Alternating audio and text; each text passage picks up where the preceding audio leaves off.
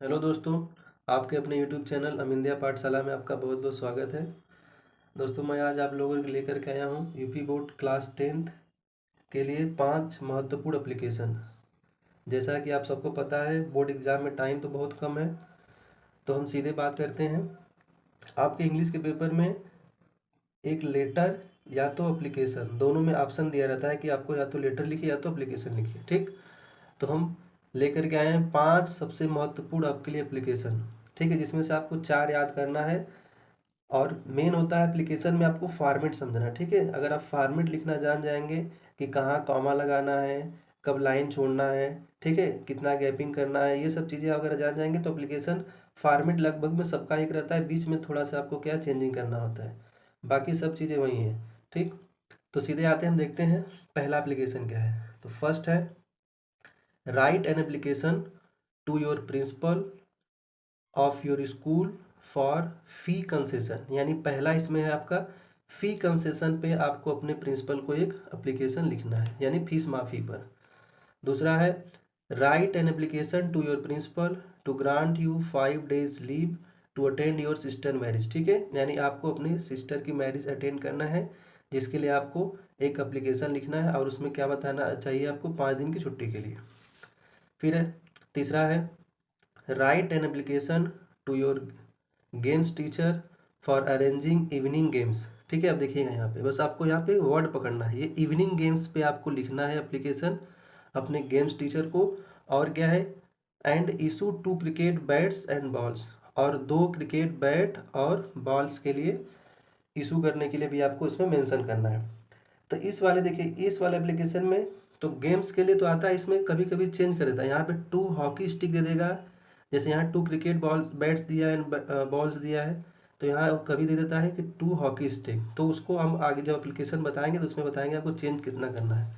बाकी सब सेम रहेगा, बस थोड़ा सा कुछ वर्ड आपको वहाँ पे परिवर्तन करना होता है।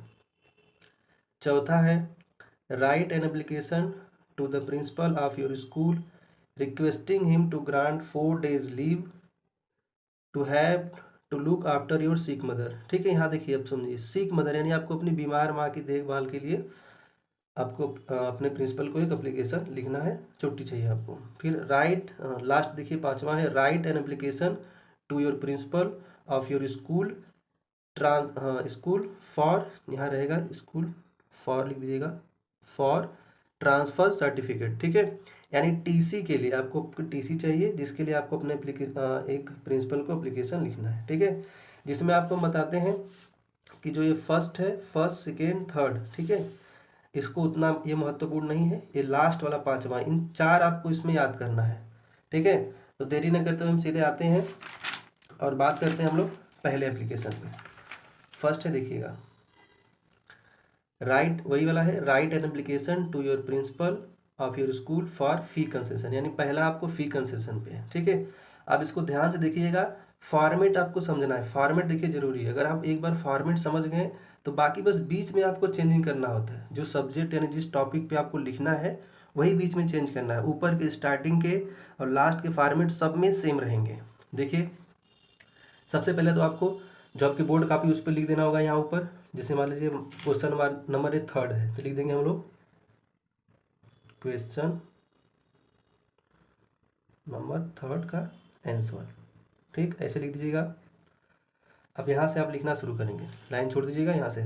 सबसे पहला आपको लिखना है 2 और यहाँ पे एक कॉमा लगा देना है। ठीक है, ये सबसे टॉप पे रहेगा, सबसे ऊपर और इधर कॉर्नर में। फिर उसके बाद इसीलिए हम आपको पेज पे लिखे हैं, क्योंकि आपको लाइनिंग वाली पेज वहाँ पे रहेगी, इस तरह आपको सेम फॉर्मेट आपको वहाँ लिख के आना है।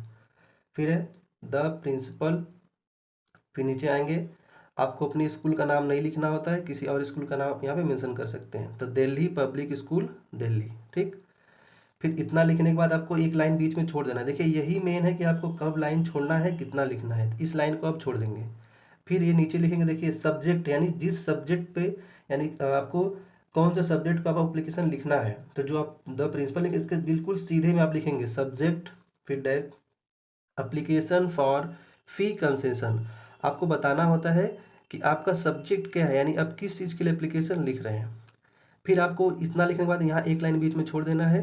फिर ये जो आप लिखेंगे, जो द प्रिंसिपल लिखे थे बिल्कुल उसके सीधे में, रिस्पेक्टेड सर और यहाँ पे आपको कामा लगा देना है।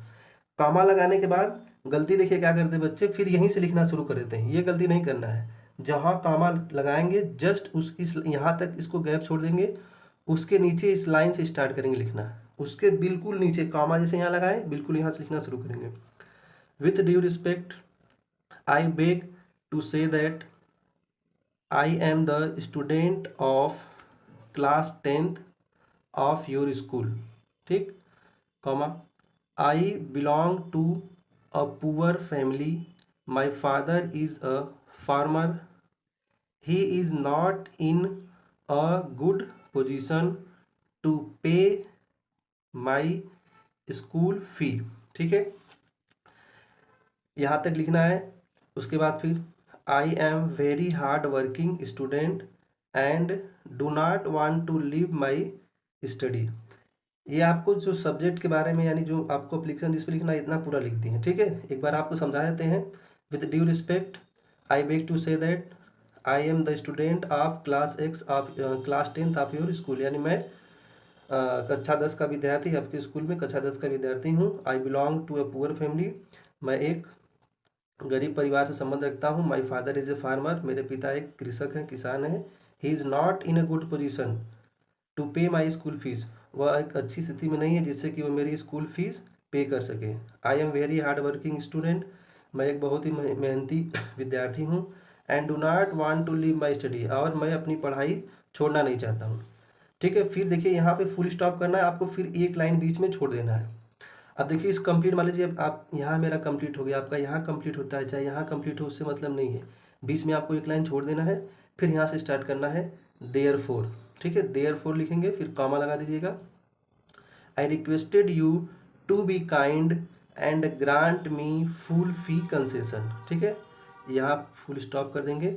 बाकी देखिए इतना आपको लिखना है, इतना लिख दिए। उसके बाद आप आएंगे, जब आपका एप्लीकेशन यहाँ फिनिश खत्म हो जाएगा, आपको 2 लाइन बीच में छोड़ देना है। यहाँ लिखेंगे हम थैंकिंग यू, इसको चाहे तो लगाएं या न लगाएं, इससे मतलब नहीं है, थैंकिंग यू। ठीक है, बाकी आप डेट चाहे तो इसके नीचे यहीं पे लिख दीजिए। ठीक है, यहीं पे, या तो फिर चाहे एक लाइन छोड़ करके यहाँ डेट लिख दीजिए। फिर बिल्कुल जहाँ आप थैंकिंग यू लिखे हैं इसके जस्ट सामने इस कॉर्नर पे आएंगे और लिखेंगे योर ओबीडियंटली। और देखिए इसकी स्पेलिंग आप अच्छे से याद कर लीजिएगा। ठीक है, यहाँ बच्चे गलत लिख देते हैं, स्पेलिंग इसके ध्यान दीजिएगा। योर ओबीडियंटली, आपको अपना नाम नहीं लिखना होता, यहाँ आप XYZ लिख देंगे, फिर क्लास 10th। ठीक है, ये पहला एप्लीकेशन था, आपको बिल्कुल ऐसे ही लिखना है। ठीक, आप चाहें तो अपने कॉपी लीजिए, इसको इस तरह नोट कर सकते हैं। ठीक, या फिर आप वीडियो को रोक करके लिख लीजिए, या स्क्रीनशॉट करके फिर दोबारा लिख सकते हैं। अब देखते हैं हम दूसरे एप्लीकेशन पे। देखिए दूसरा था write an application to your principal to grant you 5 days leave to attend your sister marriage. हम बताएं फॉर्मेट सेम रहेगा, उसी तरह लिखना है आपको। यहाँ लिख देना है टू, फिर comma, the principal DAV college Agra UP. ठीक है, इस स्कूल का नाम आप कोई भी यहाँ लिख सकते हैं, उससे मतलब नहीं है। फिर बताया था एक लाइन छोड़ देना है, बाकी इसके जस्ट सामने सब्जेक्ट डैश कीजिए, एन एप्लीकेशन फॉर लीव। आते हैं हम, रिस्पेक्टेड सर, कॉमा, यहीं से स्टार्ट करना लिखना। With due respect I beg to say that I am Ravi, and यहाँ पे नाम आप मेंशन कर सकते हैं, किसी का भी नाम, and I am a student of class 10 of your school. ठीक, आई वांट टू, यहाँ देखिए यहाँ तक चीज़ें सब में, हर एप्लीकेशन में आपको यहाँ तक वही चीज़ लिखना है कि with due respect I beg to say that, इतना लिखना है आपको। बाकी बीच में सब्जेक्ट थोड़ा चेंज कर दे, जो आपका टॉपिक पे लिखना है। तो कहाँ तक थे हम लोग, स्कूल। ठीक है, I want to tell, I want to tell grant me 5 days leave. ठीक है, 5 days लीव फ्रॉम, आपको देखिए जब आपको 5 दिन की छुट्टी चाहिए तो आपको मेंशन करना है कब से कब तक की छुट्टी चाहिए। जैसे यहाँ पे देखिए मेंशन कर दी है कि 15 जनवरी टू 19 जनवरी। तो आप अपने से यहाँ लिख सकते हैं, जैसे मान लीजिए आप हमको 5 दिन लिखना है, यहाँ लिख दीजिए 1 जनवरी से 4 जनवरी तक। आप या तो कोई और मंथ लिख सकते हैं, बस आपको ध्यान देना है कि कब से कब तक चाहिए, इसको मेंशन आपको करना है। To attend my sister's marriage, यहाँ पे सिस्टर के बाद एपोस्ट्रॉफी एस लगाना है, सिस्टर्स मैरिज, फुल स्टॉप। जो टॉपिक था आप लिख चुके हैं। ठीक है, अब देखते हैं इसके आगे। फिर वही चीज़, लाइन छोड़ देना इसको, आई रिक्वेस्ट यू, अगर आप चाहें तो यहाँ एक लाइन बीच में छोड़ सकते हैं, चाहे तो यहीं से लिखिए, कोई दिक्कत नहीं है, बस इस चीज़ को ध्यान देना। I request you to grant me leave for 5 days। ठीक है, फिर आई ओब्लाइज टू यू, या फिर I shall be oblige to you, या I shall be highly oblige to you, आपका जो मन है यहाँ लिख सकते हैं, इसमें कोई दिक्कत नहीं है। फिर बताए थे भाई 2 लाइन छोड़ना है, नीचे क्या लिख देना है, थैंकिंग यू, फिर डेट लिख देना है, इसके सामने your obediently XYZ class 10th। ठीक है, अब आते हैं हम लोग तीसरे एप्लीकेशन की बात करते हैं। तीसरा एप्लीकेशन आपका है write an application to your principal of your school रहेगा। ठीक है, यहाँ पे फॉर नहीं रहेगा, यहाँ पे क्या रहेगा, ऑफ योर स्कूल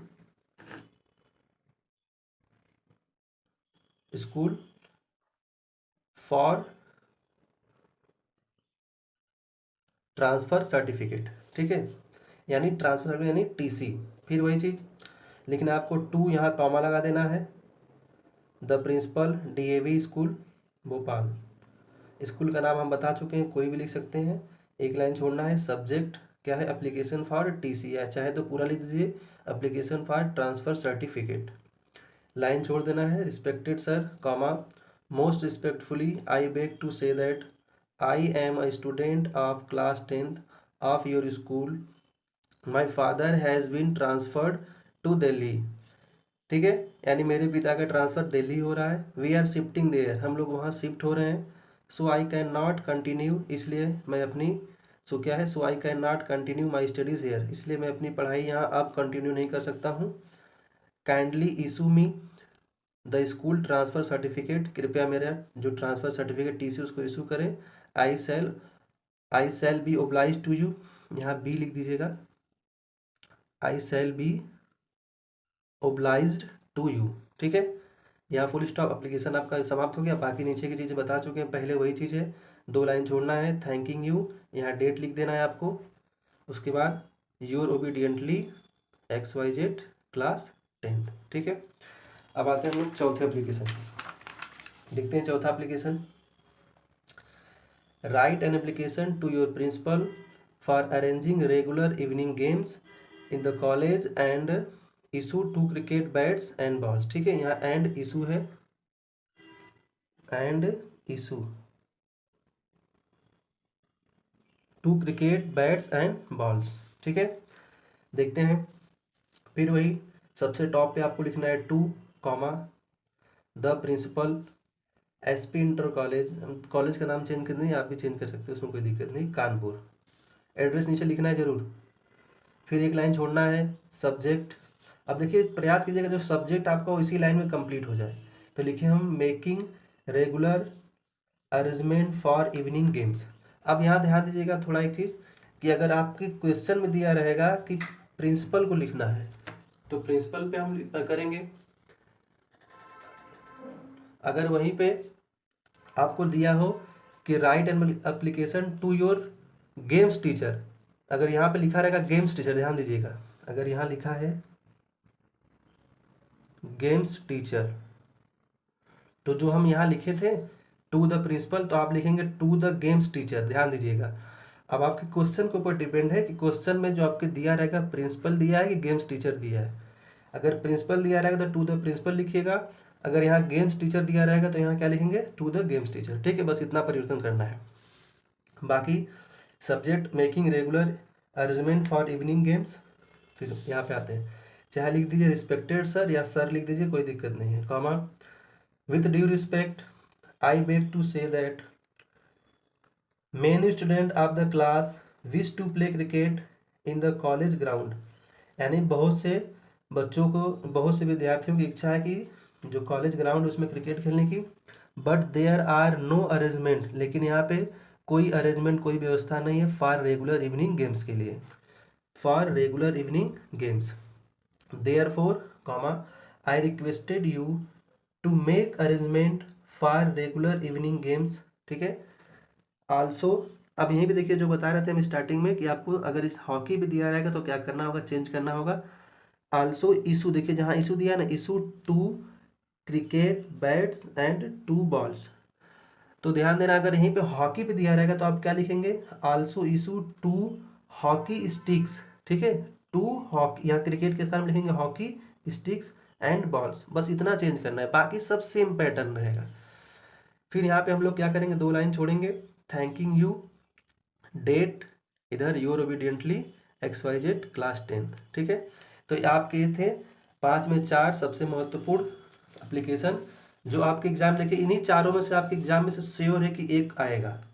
तो इन्हीं चारों को आप फॉर्मेट समझ गए होंगे, बीच के जो सब्जेक्ट उन्हीं को चेंज करना होता है। तो अच्छे से पढ़ लीजिएगा, ये 4 याद करके जाइए और आपको पूरा नंबर, अगर ये फॉर्मेट अगर आप फॉलो करते हैं आपको पूरा नंबर मिलेगा। ठीक है, तो ज़रूर बताइएगा आपको वीडियो कैसे लगी। फिर आगे हम इस पे और बनाएंगे अभी वीडियो, अभी एसे बनाना है। उसके बाद आपके जो ग्रामर के टॉपिक्स हैं उसमें आपको देखिए क्वेश्चन आते हैं। एक क्वेश्चन नाउन से आता है, आपको नाउन छाट के बताना होता है।